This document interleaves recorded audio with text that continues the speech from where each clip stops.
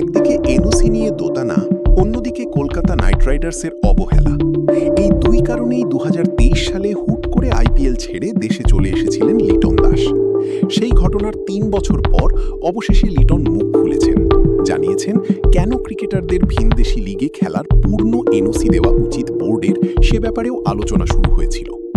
বিগত বোর্ডের ক্রিকেটারদের এনওসি দেওয়ার বিষয়ে বিসিবির 4 ছক্কা পডকাস্টে লিটন বলেন, আমি ভুক্তভোগী, তাই আমি জানি আইপিএলের মতো ইভেন্টে বাংলাদেশিরা খুব রেয়ার দুজন খেলত, সাকিব আল হাসান আর মুস্তাফিজুর রহমান। এরপর সুযোগ পাওয়া খুব কঠিন ছিল। সেই জায়গা থেকে আমি সুযোগ পেয়েছিলাম। বোর্ডকে অনেক অনুরোধ করেছিলাম অন্তত আয়ারল্যান্ডের বিপক্ষে টেস্ট না খেলা যায় কিনা। তবে লিটনকে তৎকালীন নাজমুল হাসান পাপনের বোর্ড জানায় আয়ারল্যান্ডের বিপক্ষে টেস্ট খেলতেই হবে। পূর্ণ এনওসি না পাওয়ায় কলকাতাও তাকে আলাদা নজরে দেখা শুরু করে।